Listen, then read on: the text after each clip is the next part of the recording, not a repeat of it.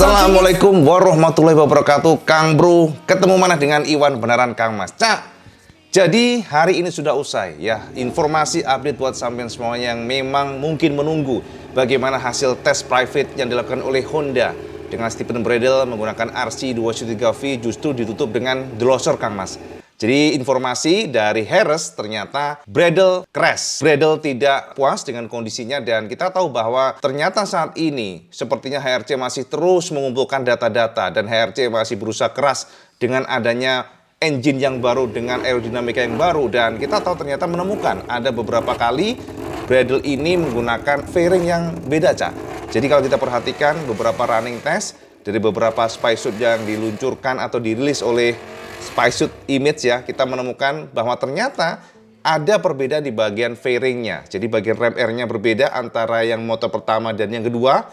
Lalu juga di bagian fairing untuk tabengnya juga berbeda. Kita melihat ada perbedaan yang mungkin nggak terlalu signifikan, tapi ada tempel-tempelan yang membuat kita tahu bahwa saat ini Honda belum menemukan titiknya seperti apa, belum menemukan finalnya. Karena kita tahu bahwa Honda sekarang masih under pengembangan ya, masih mereka berusaha keras mencari mana yang terbaiknya. Itu yang kita lihat, dan proses testing ini tidak lepas dari mata elang Ken Kawauchi yang selalu memantau, dan Kawauchi targetnya memang informasi sekitar pedok adalah memperbaiki dari sisi traksi ban depan atau front end-nya. Dan ternyata setelah mereka melakukan beberapa kali running dan total yang dilakukan oleh Bradle adalah 100 lap, dan 100 lap ini bukanlah kepuasan yang didapatkan, akan tetapi justru kekecewaan. Ini dikonfirmasi oleh Stephen Bradle yang mengatakan bahwa dia merasa nggak puas dan dia merasa tidak ada perubahan atau perbedaan signifikan pada motor terbaru 2023. Nah, untuk memberikan gambaran kesampaian, berikut kata-kata atau konfirmasi lengkap dari Stephen Bradle pasca dia melakukan tes private di Harris berikut ini, Cak. Kami mencoba untuk memulai,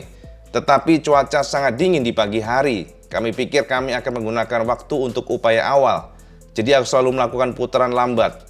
Dan karena suhu di luar hanya 9 derajat Celcius, ban menjadi sangat dingin. Kemudian aku crash, tapi aku baik-baik saja dan juga motornya tidak rusak. Kami melakukan 100 putaran, tapi itu tidak berguna karena kami tidak kencang. Ban tidak bekerja dengan baik dalam kondisi cuaca seperti ini. Di sini lebih dingin daripada di Phillip Islands Oktober lalu. Ketika cuaca sangat dingin di Phillip Islands, Michelin menyediakan kompon ban yang berbeda. Aku punya kompon ban yang sama di sini seperti saat race, tapi di bulan Mei dengan suhu 30 sampai dengan 35 derajat Celcius. Artinya tesnya sangat terbatas karena cuaca. Semuanya mungkin berjalan baik, tetapi kondisinya tidak terlalu baik. Apalagi angin bertiup kencang dan sangat kencang. Sebagian berawan dan kompon ban Michelin tidak bekerja secara ideal dalam cuaca sedingin ini. Jadi menurutku sangat sulit. Kamu bisa melihat bahwa RC213V saat ini sebenarnya tidak banyak berubah karena tidak mungkin mengubah karakter motor dalam waktu singkat. Kami mencoba mengatasi semua masalah secara bertahap dan membuat paket motor menjadi lebih kuat. Saat ini kami menyatukan semua pendapat untuk mengembangkan RC213V. Yes,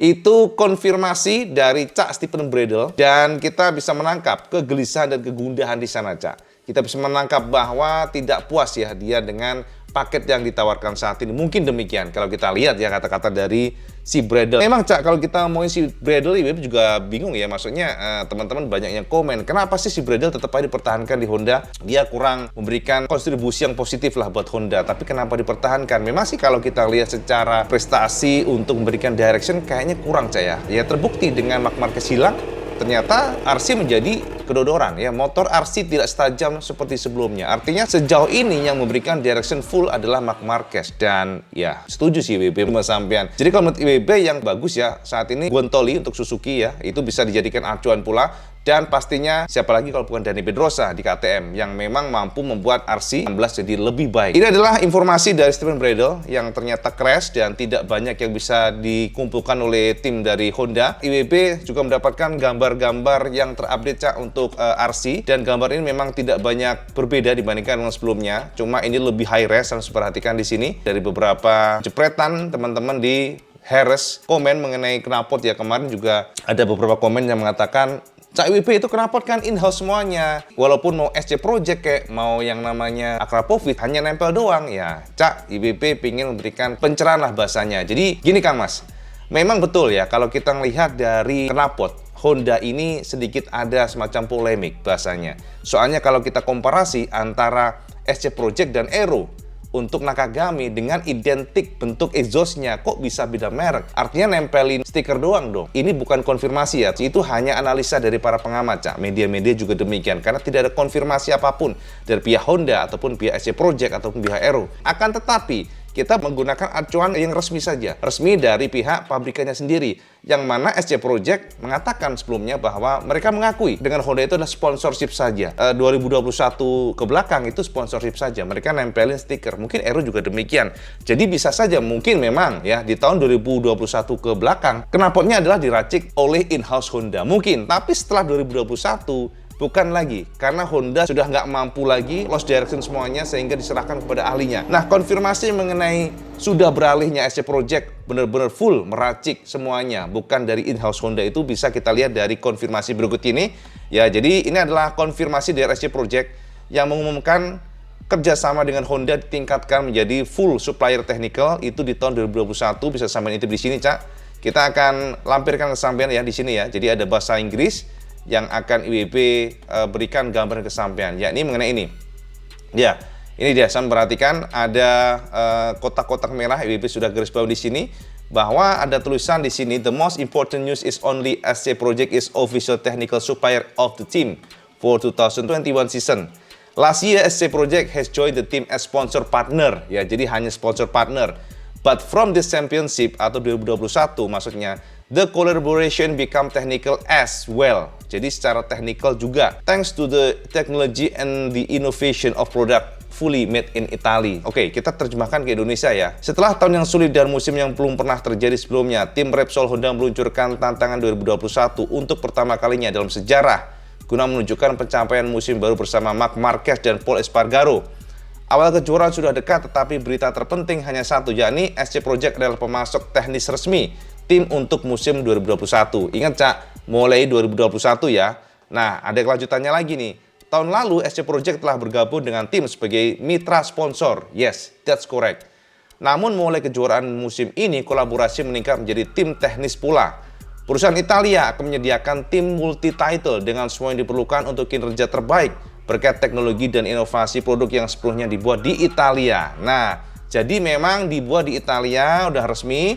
Artinya ya, kalau dari konfirmasi official per 2021 yang garap knalpot Honda itu murni SC Project, bukan in-house dari HRC lagi. Sekarang bagaimana dengan Akrapovic? Nah, kalau Akrapovic, Cak, dari sejarahnya tidak pernah mereka nempel-nempel stiker tanpa mereka yang berbuat atau membuat atau meracik ya. Jadi ini bisa kita lihat dari bagaimana konfirmasi dari HRC langsung ya, pengumuman mereka bahwa Honda akan mengandalkan supplier atau mengandalkan technical supporting dari Akrapovic. Ini konfirmasi dari HRC dan berikut IWB akan bacakan buat sampean konfirmasi dari HRC. Mulai 2023, Honda RC23V akan dilengkapi dengan sistem pembuangan Akrapovic karena pabrikan Slovenia dan Honda HRC menandatangani perjanjian multi tahun. Honda Racing Corporation dengan bangga mengumumkan pemitraan teknis baru dengan Akrapovic sebagai pemasok knalpot resmi untuk tim Repsol Honda.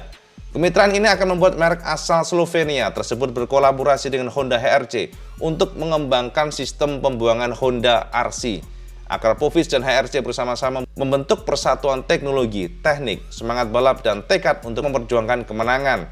Pada tahun 2023, sistem knalpot titanium lengkap pada Honda RC telah dibuat bersama Akrapovic karena kedua perusahaan ingin menambah daftar kejuaraan mereka bersama. Akrapovic telah memproduksi knalpot motor sejak tahun 1990-an dan memiliki rekam jejak kesuksesan yang terbukti di MotoGP, World SPK, MXGP, EWC, dan kejuaraan roda 2 lainnya. Seperti halnya Honda, balapan adalah DNA Akrapovic yang telah mengembangkan keterampilan teknis mereka di lintasan. Gelar kejuaraan dunia pertama mereka datang dengan Honda RC51 dari Colin Edwards ketika ia merebut mahkota World Superbike pada tahun 2000. Nah, ini kata dari Kuatasang HRC. Kami senang menyambut Akrapovic sebagai mitra tenis baru untuk musim 2023 dan seterusnya. Akrapovic memiliki rekor yang mengesankan dalam berbagai format balapan dan di sanalah seperti Honda, tempat mereka mengembangkan pengetahuan teknisnya. Dengan kolaborasi ini kami akan bekerja sama dengan mereka untuk lebih mengembangkan sistem pembuangan pada Honda RC, seiring upaya kami untuk melangkah maju. Kami yakin kerjasama ini akan memberikan kesuksesan dan perkembangan lebih lanjut. Itu kata dari Quartasang. Sementara dari Slavko Aloč ya dari Akrapovic R&D mengatakan bahwa memperluas kerjasama kami dengan Honda Racing Corporation ke MotoGP adalah suatu kehormatan besar dan langkah lebih lanjut dalam kemitraan kami yang telah menghasilkan 2 gelar juara dunia World SPK dan beberapa kemenangan di Suzuka 8 Hours. Kami senang tim Repsol Honda telah mengidentifikasi Akrapovic yang memiliki pengalaman lebih dari 20 tahun di motor balap kelas Premier sebagai mitra teknis yang sangat mumpuni untuk bekerjasama dalam mengembangkan sistem pembuangan RC. Jadi demikian Kang Mas ya, bisa IWB konfirmasikan buat sampean yang mungkin memiliki semacam opini atau kepercayaan atau apapun itu bahwa knalpot itu hanya nempel stiker, enggak. Knalpot ini penting Cak, karena kan butuh keahlian atau skill sendiri. Perusahaan yang fokus pada suatu bidang itu pasti lebih fokus dan lebih maksimal. Nggak mungkin sekelas Honda ataupun Yamaha atau apapun itu mereka meracik knalpot sendiri. Keahliannya nggak ada di sana, Cak. Kalau kita bongkar secara detail, semua perangkat yang nempel di MotoGP itu rata-rata vendor. Mayoritas itu vendor, bahkan transmisi pun vendor. Kan kita tahu, bahkan valve-nya, klep-nya aja juga vendor. Bukan dari pabrikan sendiri. Makanya dulu kan pernah ada yang namanya kasus tentang Yamaha yang berganti vendor, ya menjadi masalah pada katupnya.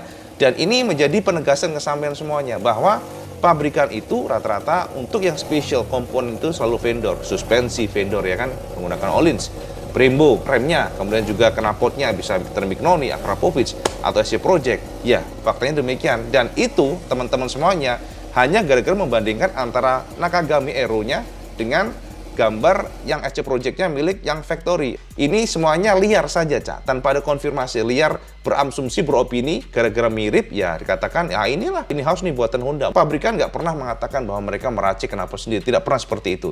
Jadi itu hanya semacam isu liar lah, opini liar lah, yang teman-teman akhirnya percaya itu.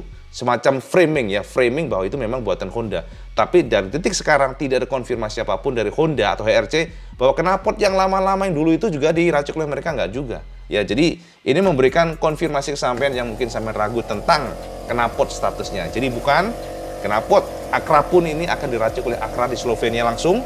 Jadi mereka mengembangkan bersama dengan Honda. Jadi akan bertemu engineering mereka antara Slovenia ya yang di Akra dan juga di HRC akan bertemu sehingga mereka akan mendapatkan seperti apa sih pengembangannya. Mintanya kayak apa, itu nanti akan berpengaruh pada knalpotnya seperti apa. Jadi ini juga IWB konfirmasi ini tidak berdasarkan ngomong doang, tapi IWB memang banyak ya jaringan-jaringan, termasuk IWB pernah ngomong atau ngobrol ya dengan Regina yang mengatakan bahwa untuk mengembangkan sebuah komponen itu kita butuh yang namanya bertemu.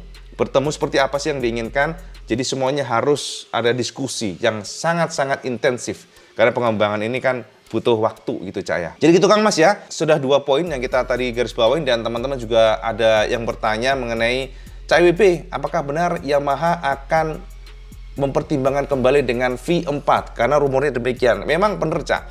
Gini, Yamaha itu nggak menutup total yang namanya V4 ya, V4 ya. Jadi konfigurasi V4 itu bukannya ditutup total.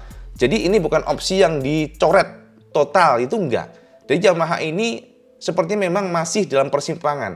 Jadi masih dalam artinya gini, belum tentu sekarang mereka bilang, oke, kita sudah on the right direction dengan inline 4. Kenapa kita harus ke V4? Belum tentu seperti itu. Bisa saja nih sekarang masih menggunakan engine inline 4, tapi diam-diam mereka sedang mencoba mengembangkan secara paralel dengan V4. Kita nggak tahu karena Luca Marmori ini adalah sosok yang fleksibel orangnya. Jadi kalau Luca bilang, hey, kamu udah maksimal nih engine inline 4 yang menghemat power, kamu harus mengganti V4, ya itu pasti diikutin. Tapi kalau Luca mengatakan, woi inline 4 kamu udah cukup nih, nggak perlu, ya udah, pasti akan stop di sini. Jadi kalau menurut IWB, mereka akan melihat di tahun ini. Mereka akan melihat di tahun 2023 ini, musim ini, apakah powernya akan bisa jabanin Ducati. Karena informasinya Yamaha akan mencoba menutupi kekurangan top speed dengan rolling speed atau cornering speed. Jadi mereka akan meningkatkan traksi. Kemudian mereka akan meningkatkan dari sisi kekuatan cornering speed-nya. Dan ini tentu saja tetap ya, gap harus jangan terlalu jauh nih top speed-nya dengan Ducati. Kalau terlalu jauh ya tetap aja capek Kang Mas. Karena Fabio sendiri mengatakan setiap belokan dia selalu menggunakan traksinya itu 110% dari limit motor. Jadi memang selalu dia berusaha keras di belokan supaya bisa mengejar ketertinggalannya di stride. Jadi ini kan suffering, Cak. Jadi sengsara Kang Mas. Mereka tidak menutup apapun itu, tapi mereka merasa bahwa inline 4 adalah in the right direction, tidak ditutup total. Tidak ditutup total. Jadi tetap aja dipelajari simulator IBB. Dan tentang Valencia kemarin, ternyata Yamaha juga mengatakan mereka ada semacam, kalian tahu kan bahwa Fabio komplain bahwa secara power ternyata dia merasa di Valencia kemarin mengecewakan, tidak seperti sebelumnya. Top speednya ternyata less top speed katanya Fabio. Dan ternyata setelah dicek oleh Yamaha memang mereka mengakui ada kesalahan dari sisi settingan. Mengingat suhu di Valencia kemarin, kondisi cuacanya juga berbeda. Sehingga secara preparation mengatakan Yamaha tidak maksimal. Sehingga output power aslinya belum keluar. Jadi sekarang sudah ketemu masalahnya. Dan mereka akan lihat akan seperti apa setelah tes Sepang nanti di Malaysia. Kita lihat saja kelanjutan dari cerita ini ya. Jadi gitu ya informasi buat kalian semuanya. Dan WP Next akan membahas mengenai Ken Kawauchi. Ini sangat menarik karena Kawauchi ini benar-benar orang yang sepertinya sedang berusaha keras untuk membawa RC 2.3V seperti motor gesek RR. Selincah itu, sestabil itu, akan tetapi memang tantangan terbesar adalah konfigurasi mesin yang berbeda. Karena V4 beda dengan inline 4, yang mana distribution weight-nya pun pasti berbeda. Kita lihat saja usaha Ken Kawauchi. Next kita akan bahas Ken Kawauchi seperti apa. Itu aja informasi yang benar-benar semuanya. Update tentang MotoGP hari ini. Dan kita sudah tutup untuk tes Harris dari Honda. Dan memang hanya Honda aja, Cak, yang sekarang nongol. Next kita akan lihat tes di Sepang berikutnya. Itu aja informasi yang benaran. Ajulalis sama sholat 5 waktu. Karena itu yang paling penting. Assalamualaikum warahmatullahi wabarakatuh. Salam sekendos.